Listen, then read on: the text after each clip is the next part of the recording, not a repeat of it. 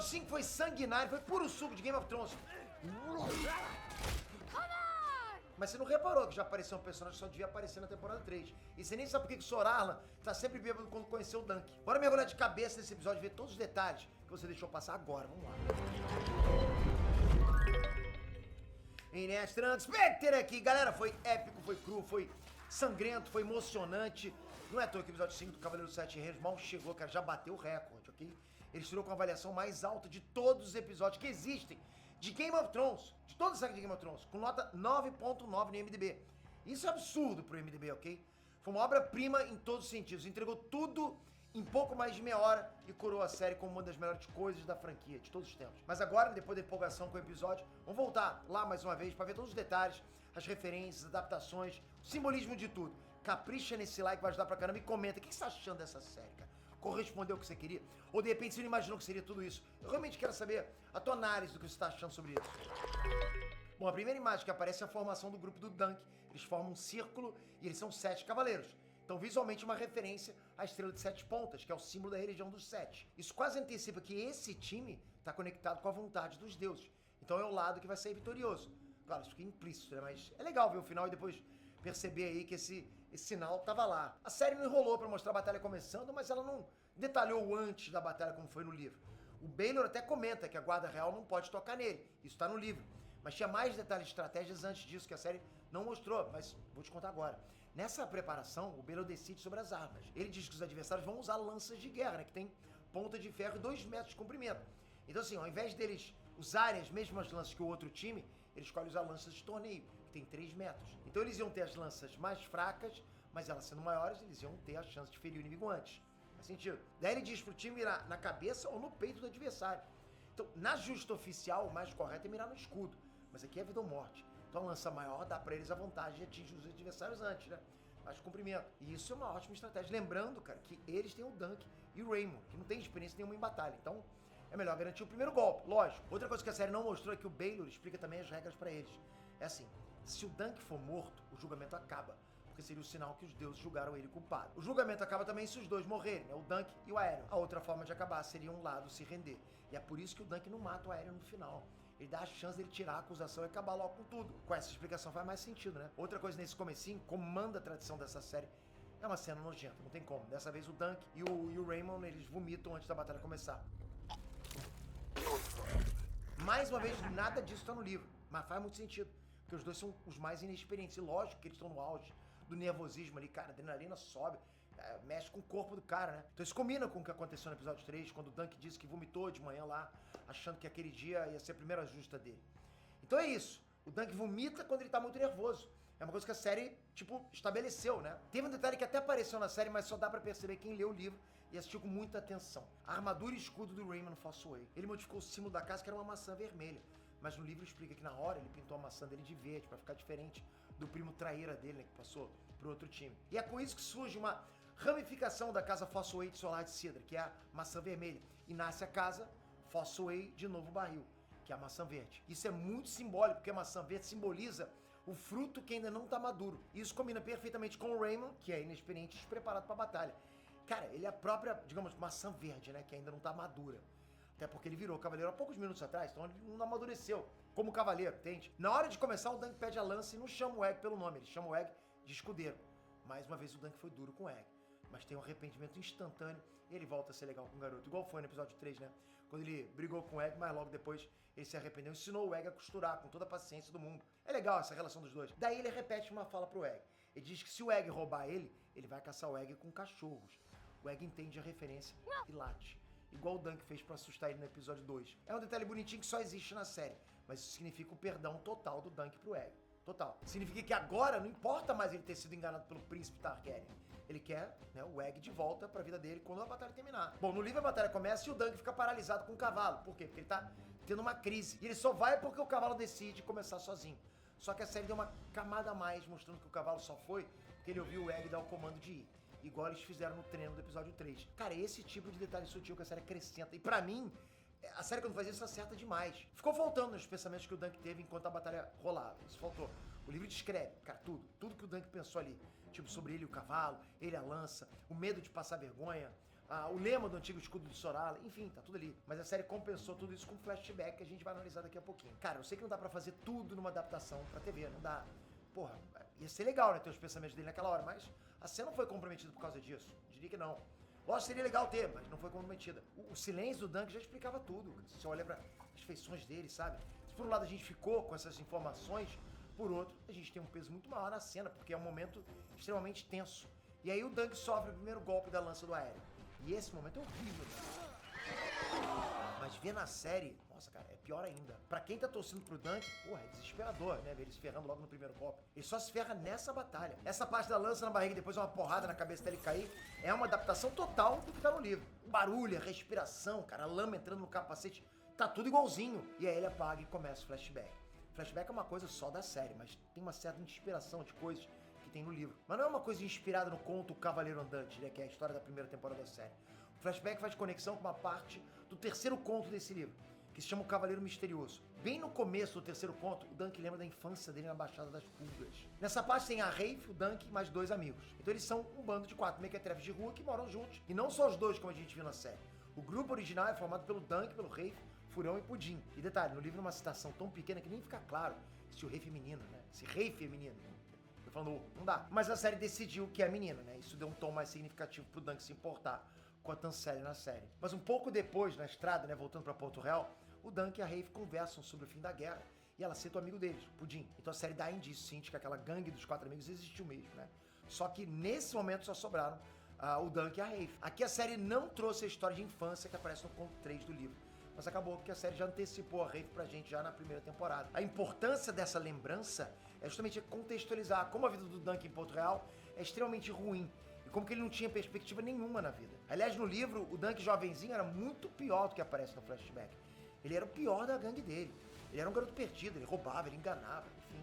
Na série ele foi suavizado, digamos assim. Mas voltando pra versão do flashback da série, depois de roubar as coisas no campo de batalha, o Dunk e a Rafe se escondem na estrada para um cavaleiro passar. E ele carregava o corpo de uma pessoa ali no cavalo. E esse morto foi citado lá no segundo episódio da série e você nem percebeu. Quando o Dunk invadiu o palácio e conversou com o Baelor começou a falar algumas coisas que ele lembrava sobre o Sorala. E ele disse que uma vez o Sorala derrubou o Lord Stokeworth numa batalha em Porto Real.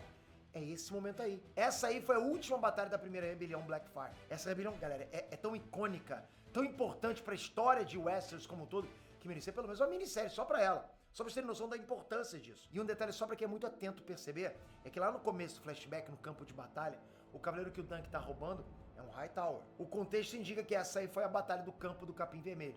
Só que eu não lembro de nenhum Hightower nessa batalha aí, ó, só pra dizer. A Casa Hightower participou sim da rebelião, mas nessa batalha eles não estavam. Será que foi vacilo do estagiário de figurino, cara? Será? Mas só de curiosidade, cara, vários personagens importantes dessa série estavam nessa batalha. Como, por exemplo, o Baelor e o Maekar Targaryen. O Sorala também teve nessa batalha junto com o sobrinho dele, o Roger de Centabor, que era também escudeiro dele. O sobrinho morreu nessa batalha, por isso que o velho apareceu no dia seguinte sentindo na cara. Ele tá de luto pelo sobrinho dele que acabou de morrer. Cara, olha, galera, como tudo faz sentido agora, tudo amarrado agora, né? Maneiro. Tinha só alguns dias que o Sorala tinha perdido o escudeiro, e aí o Dunk aparece na vida dele. Mas calma, vamos voltar pro flashback aqui, eu tô acelerando muito, né? Outro lance legal, né, pelo menos que eu me lembre, a gente nunca passou tanto tempo na Baixada das Pulgas. Game of Thrones até passa lá de vez em quando, né? Um lugar que, né, sempre é citado. Mas nenhuma série nunca se aprofundou lá. A Baixada das Pulgas sempre é um lugar de passagem, percebe? Mas como a origem do Dunk é lá, eu achei incrível esse flashback longo com ele vivendo lá. A gente sempre soube que lá é péssimo, que é horrível, nojento, corrompido. Mas nenhuma vez, em toda a franquia de Game of Thrones, a Baixada das Pulgas foi tão detalhada, tão crua, como a gente tá vendo. Isso é um serviço nível A pra todo o universo. Tipo, sabe, expande a nossa percepção daquele lugar. Aí chegando lá na Baixada das Pulgas, a gente conhece o Alistair, que é aquele soldado filho da mãe. O Alistair é um membro da patrulha da cidade. E ele, pelo visto, frequenta muito ali a parte decadente da cidade, né?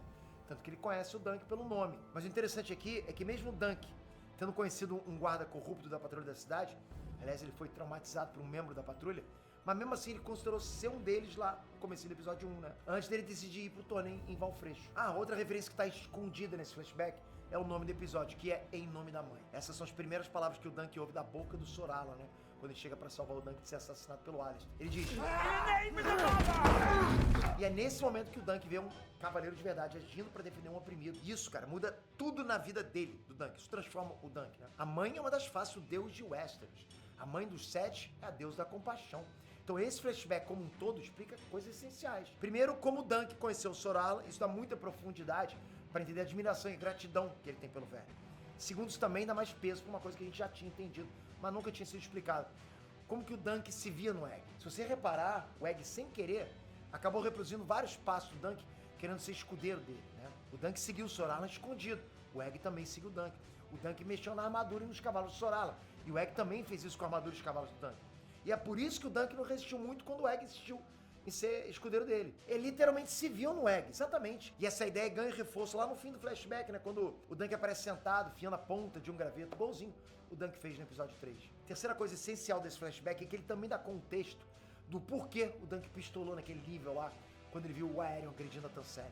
É como se fosse uma situação traumática se repetindo, mas ele não ia deixar acontecer de novo. Quando ele era jovem, ele viu a Rafe ser agredida e ele não pôde fazer nada pra salvar ela. Mas depois de adulto, né, como um cavaleiro justo, igual o Sor Alan foi, ele não ia mais deixar acontecer. A Rafe foi o primeiro amor dele. E ele tinha acabado de se apaixonar pela Tansel. Ele não ia deixar ela ter o mesmo fim. Pra isso, ele não podia ser covarde de novo. Bom, o flashback dá uma quebrada, né, no ritmo da batalha. Mas fez total sentido ele aparecer justamente quando o Dunk apaga. Acho que combina ali, né? Pra mim foi uma costura perfeita. Até porque o julgamento do set é pequeno mesmo. No livro são 4 páginas pra luta inteira. Isso na tela é super rápido. Aí depois do flashback, depois de todo aquele contexto emocional do Sor Alan mandando o Dunk levantar, a batalha volta de onde parou e o Dunk volta a combater o Aerion. E ele apanha muito. Em geral, vários detalhes da luta foram reproduzidos igualzinho. Que eu me lembro agora, só aquele lance da faca cravada na mão que só tem na série, mas foi legal. Melhor dessa batalha é a simplicidade dela. É uma luta crua, selvagem, sem coreografia bonita, não tem isso. Não tá lotada de CGI, não tem nenhuma trilha sonora. E isso eu achei sensacional, cara, imersão máxima. O som da cena é o som ambiente. Isso joga a gente muito pra dentro da arena, vocês perceberam isso? A gente ouve o que o Dunk ouve, a gente vê o que o Dunk vê. Por isso que a série não se preocupa em mostrar o combate dos outros 12 cavaleiros. A gente só vai saber o resultado de cada um quando o Dunk souber também. A gente tá ali, cara, quase em first person, né? Em primeira pessoa. E é só pancadaria, meu irmão, tá assim. É só o Dunk se ferrando até acontecer aquela guinada final com o Dunk levantando. Aqui tem um paralelo muito simbólico também, né?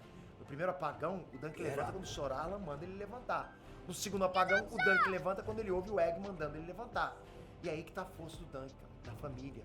Mesmo que não seja família de sangue, tá lá. E fala sério, cara, que tipo, como foi satisfatório, né, cara, ver ele amassando a cara nojenta do Aéreo sem parar. E depois arrastando aquele desgraçado pelo pé, obrigando ele a falar que desistiu da acusação. Isso é heróico, mas assim, em muitos níveis. Primeiro que foi a superação do protagonista. Ele tava quase morto. Ele usou as últimas forças pra vencer. Depois porque tem todo o arco emocional que o Sor Alan e o Egg falando pra ele levantar. Aquilo foi bom demais, amarrou tudo ali. Terceiro, que a gente quer ver mesmo o vilão se dando mal, porra. Sendo quebrado, sendo humilhado. E quarto, isso mostra, cara, o quanto o Dunk é bom. Nossa, cara, ele podia matar o Aéreo. Isso tá na regra do julgamento, era tranquilo pra ele. Mas ele decidiu poupar o príncipe. Ele podia matar, mas ele não queria matar. Ele só queria se libertar da acusação, entende isso? É isso que torna o Dunk um dos personagens mais especiais de todo o universo de Game of Thrones. Por quê? Porque ele não se corrompe. Ele é bom sempre. Aí depois do fim da batalha, o Dunk fica sabendo do saldo final do julgamento. O Humphrey Bisbury e o Humphrey Harding, eles foram bucha de canhão na série. Eles só serviam só pra somar 7 no time e morrer logo no começo da batalha. O Bisbury morre logo de cara, mas o Harding ele morre depois da batalha, porque ele não resistiu aos ferimentos. Mas o que importa, galera, é que as baixas foram iguais. A série só simplificou colocando, né, as duas mortes ao mesmo tempo. Isso não faz diferença nenhuma pra história, zero. Mas o grande finale foi o encontro do Baelor e o Dunk. E se você não leu o livro, eu tenho certeza que você foi pego de surpresa com a morte do Baelor. Se você leu, você também ficou de cara pelo nível de fidelidade que essa cena teve, cara. É muito sentimento de Game of Thrones, sabe? Cara, você vê um personagem querido morrer de repente e de um jeito brutal, isso é puro Game of Thrones, total. Pra quem não entendeu como ele chegou lá conversando normal, mesmo com a cabeça esmagada, em tese é assim, o crânio foi destruído, mas o capacete manteve tudo no lugar. Então o colapso final foi justamente porque ele pediu ajuda pra retirar o capacete. Aí o que tava quebrado, cara, tipo, se soltou de vez. É aí que ele morreu. Aquele crânio arregaçado é puro suco de Game of Thrones. E pior, né, cara, essa morte foi irmão contra irmão. Targaryen contra Targaryen. É um fim de episódio digno do melhor que existe de Game of Thrones, porque a gente termina em choque. Game of Thrones é assim, né? E como você deve imaginar, a morte do Baelor vai desencadear um monte de consequências, tanto pro Dunk quanto pro próprio reino, pra sucessão do Trono de Ferro, enfim, pra tudo. O que vem pela frente, cara, é muito, agora, efeito borboleta, cara. Tipo, muita coisa acontecendo por causa disso aí. O Baelor teria sido um excelente rei, né? Sem as loucuras ou a ganância como o Targaryen. Talvez se ele tivesse vivido pra ser rei, a casa Targaryen não tivesse caído. Também é importante porque fecha o arco do personagem de um jeito muito significativo. Todo esse arco prova que o Baelor, cara, ele encara tudo como uma questão de honra, né? Simples assim. Ele é o tipo de personagem que pensa antes de agir, que realmente se importa com a verdade. Então, quando ele questiona o quanto o Dunk é bom de verdade, ele também fez a mesma pergunta pra ele mesmo. E quando o bicho pega, cara, ele não foge, não foge. Quando eles decidem por um julgamento, né, por combate, em que basicamente o mais forte vence e pronto, o Baelor sente que tem alguma coisa errada ali. Que não dá pra simplesmente cruzar os braços e deixar o valentão ganhar só porque é mais preparado. Não, cara. Então, pro Baelor, tudo é uma questão de honra, tudo. E ele sempre faz o que é certo, mesmo que custe a vida dele. A morte do Baelor, ela é surpreendente, mas é muito mais do que política. Tem todo um significado emocional, principalmente pro Dunk. Porque assim, cara, esse cara, casca grossa aí, né, o herdeiro do Trono de Ferro, deu a vida por ele, que é um Zé Ninguém, percebe? Quando você é grande. Eu já vi o trailer do episódio final, eu já vi uns detalhes que vão ser diferentes do livro, mas aqui eu vou ser ousado. Eu acho que vai ser melhor do que o livro, eu acho. Pelo que deu pra entender, o final da série, que é o final do primeiro conto, vai ser mais complicado, mais dramático, né? Vai ser mais detalhado do que a obra original. E é isso que a gente quer, uma adaptação. É isso. É pegar a essência, respeitar o canon. Mas, porra, ir além. Né? E com alma, né? Mantendo a alma, mantendo a essência. Mas ir além. Lembrando que o diretor da série recebeu uma cacetada de contos inéditos de Dunk Egg das mãos do próprio J.R.R. Martin, lá, do cara, do autor. Então, porra, ele tem muito material que a gente nunca viu. Então ele sabe mais do que ninguém onde dá pra ir além dessa história aí. No fim, eu acho que o sonho do príncipe Daemon tava certo e a profecia se concretizou. O grande dragão caiu morto, que é o Baelor, né?